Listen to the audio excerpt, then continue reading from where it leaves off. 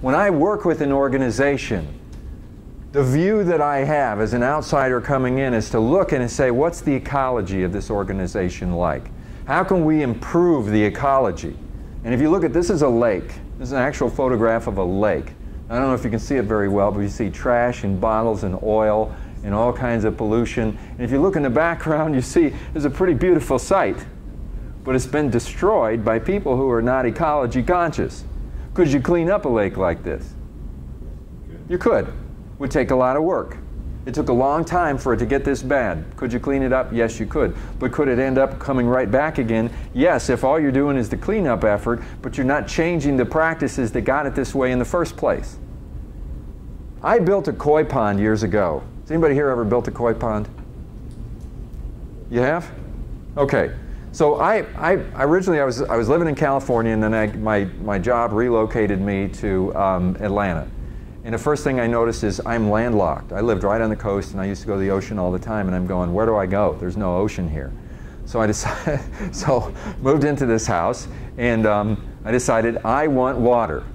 And I had never done anything. I never even had an aquarium before, but I decided to build a koi pond in my backyard, and I didn't know how to do it. So I went on the internet and did some research and talked to some people, and I figured out how to do it. Now, I'm a task-oriented person, so I can take instructions, figure out how to do things. Dig this great big hole. The pond was about 15 feet in diameter, 3.5 feet deep. That's a lot of dirt. I dug it all by hand.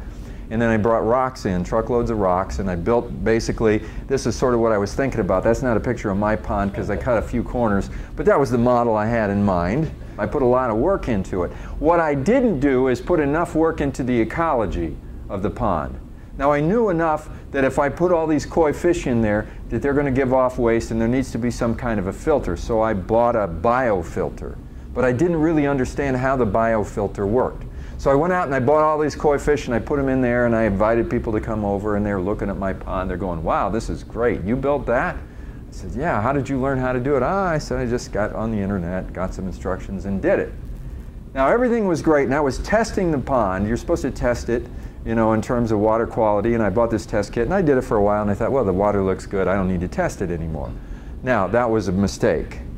And a month later, the first fish was dead. Now, these were like 2 feet long koi. They were very expensive.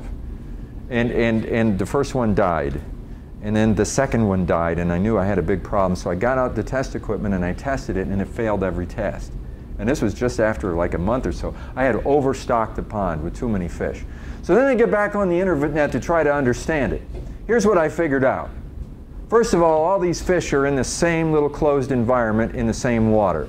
They give off waste, and the waste turns into ammonia, and the ammonia is poisoning the fish. So the fish were dying of ammonia poisoning.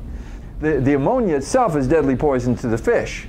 But if you have enough of this bacteria, a strain of bacteria called Nitrosomonas, they consume the ammonia and convert it into nitrates.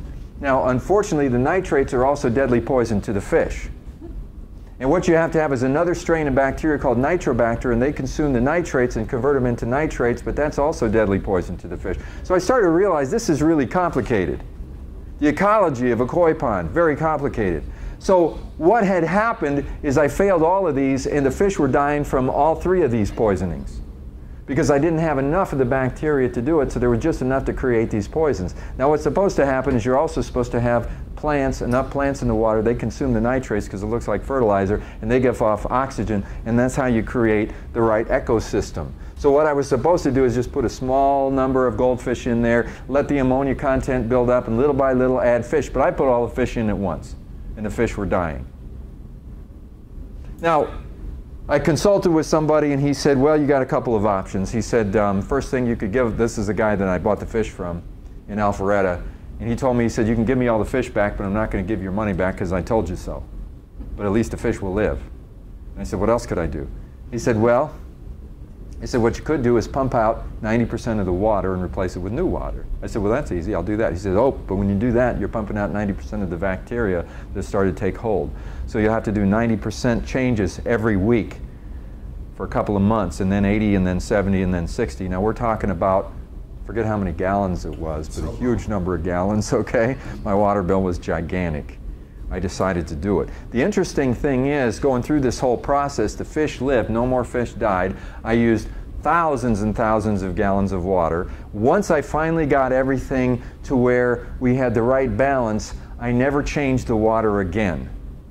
I lived in the house for almost 10 years after that. I never changed the water again. It's amazing when you think about ecology. Why am I telling you this? Because it's not unlike the situation that we have with people either in a home or in the workplace.